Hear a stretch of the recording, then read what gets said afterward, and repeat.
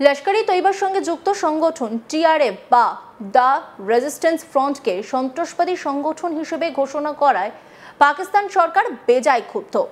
জম্মু ও কাশ্মীরের পহেলগামে হামলার জন্য টিআরএফকে সন্ত্রাসী সংগঠন হিসেবে ঘোষণা করেছে আমেরিকা। এই বিষয়ে পাকিস্তান সাফ জানিয়েছে যে পহেলগাম হামলায় টিআরএফের জড়িত থাকার কথা বলা হচ্ছে।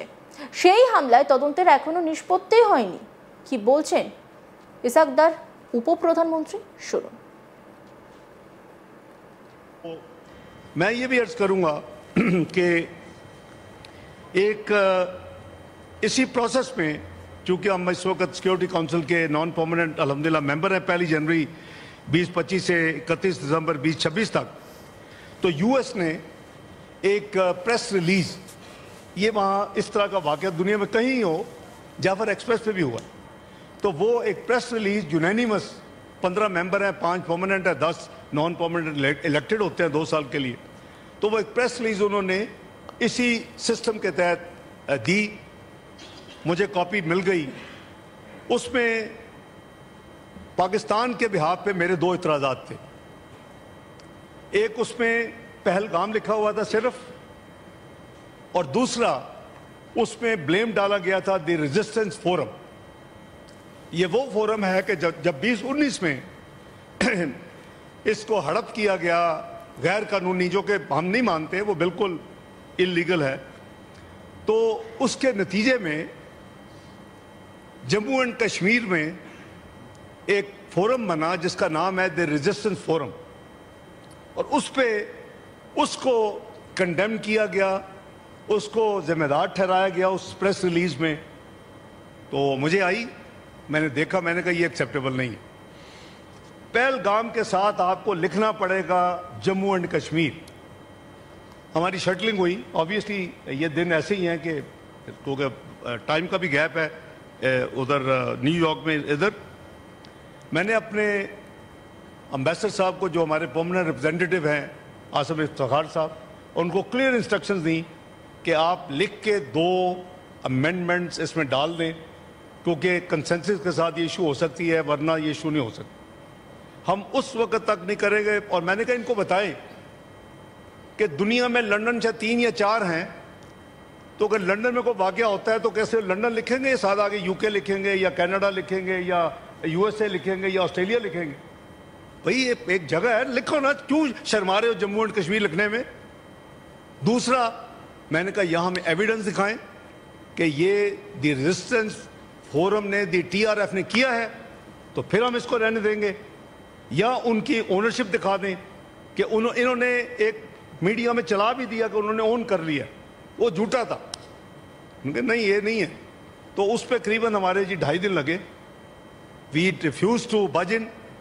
मुझे बड़े बड़े कैपिटल से कॉलें आई कि देखें इस वक्त, मैं कहा जी नथिंग डूइंग, ये नहीं हो सकता, पाकिस्तान विल नॉट एक्सेप्ट।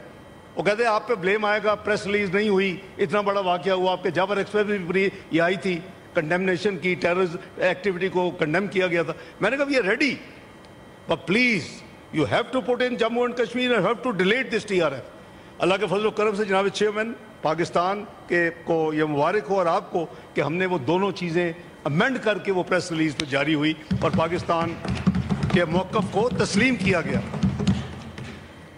जनाब चेयरमैन, देखिए मैं आपको बिल्कुल कैटेगोरिक कह रहा हूं और अपनी तसल्ली होने के बाद कह रहा हूं, ऐसे वाक़यात में हम कई लोग जो इस हाउस में बैठे हैं 30-30, 35-35 साल से इन्वॉल्व होते रहे हैं और हमें एक हिस्ट्री का पता है। बिल्कुल अपने आप को मुतमईन करने के बाद, अब कोई 1 in ट्रिलियन कोई चांस हो तो मुझे पता नहीं है। I can now assure this. পাকিস্তানের শাহবাজ সরকার একটি প্রেস বিজ্ঞপ্তি জারি করে টিআরএফকে সন্ত্রাসী গোষ্ঠী হিসেবে ঘোষণার প্রতিক্রিয়া জানিয়েছে। পাকিস্তান বলেছে যে তারা সকল ধরনের সন্ত্রাসবাদের তীব্র নিন্দা করে। শাহবাজ সরকার বলছে যে পাকিস্তান সর্বদা সন্ত্রাসবাদের বিরুদ্ধে সামনের সারিতে দাঁড়িয়েছে এবং বিশ্ব শান্তিতে তার অবদান উপেক্ষা করা যায় না। পাকিস্তানের উদাহরণ হিসেবে এবিগেট বোমা বিস্ফোরণের মূল পরিকল্পনাকারী শরীফুল্লাহর গ্রেপ্তারের কথা উল্লেখ করেছে। পাকিস্তান বলছে পহেলগাম হামলার তদন্ত এখনো সম্পূর্ণ হয়নি এবং কোনো সিদ্ধান্তে পৌঁছানো তাড়াহুড়ো হবে। পাকিস্তান এই এলাকাটিকে আন্তর্জাতিকভাবে বিতর্কিত হিসেবে বর্ণনা করেছে এবং এই ঘটনা সন্ত্রাসী গোষ্ঠী লস্কর-ই-তৈবার সরাসরি জড়িত থাকা ভারতের দাবি প্রত্যাখ্যান করেছে। পাকিস্তান বলেছে যে লস্কর-ই-তৈবা পাকিস্তানের একটি নিষ্ক্রিয় এবং নিষিদ্ধ সংগঠন, যা সম্পূর্ণরূপে নির্মূল করা হয়েছে। সংগঠনের শীর্ষ নেতাদের গ্রেপ্তার করা হয়েছে এবং তাদের বিরুদ্ধে ব্যবস্থা নেওয়া হয়েছে। পাকিস্তান বলছে যে বিষয়টি আমেরিকার অভ্যন্তরীণ আইনের সঙ্গে সম্পর্কিত, কিন্তু ভারত এই আন্তর্জাতিক ফোরামগুলিকে পাকিস্তানকে অপমান করতে এবং আন্তর্জাতিক মনোযোগ বা অন্যদিকে ঘুরিয়ে দেওয়ার জন্য ব্যবহার করে।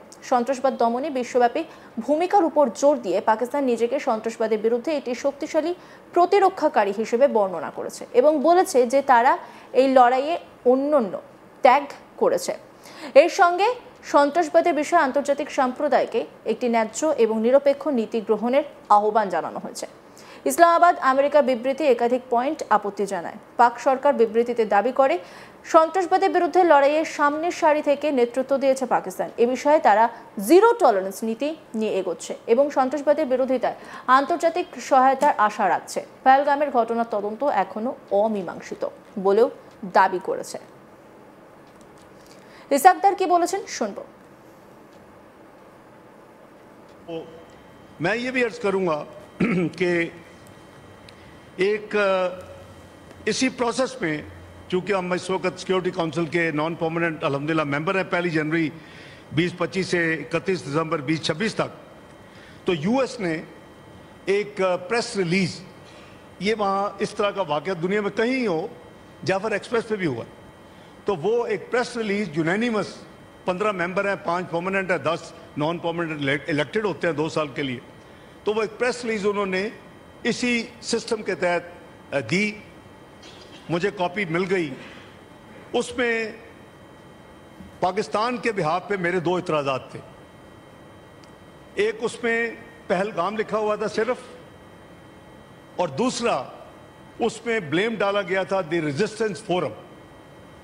ये वो फोरम है कि जब 2019 में इसको हड़प किया गया गैर कानूनी, जो कि हम नहीं मानते, वो बिल्कुल इलीगल है, तो उसके नतीजे में जम्मू एंड कश्मीर में एक फोरम बना जिसका नाम है द रेजिस्टेंस फोरम, और उसको कंडेम किया गया, उसको जिम्मेदार ठहराया गया उस प्रेस रिलीज में।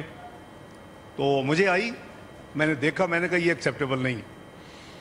पहलगाम के साथ आपको लिखना पड़ेगा जम्मू एंड कश्मीर। हमारी शटलिंग हुई, ऑब्वियसली ये दिन ऐसे ही हैं।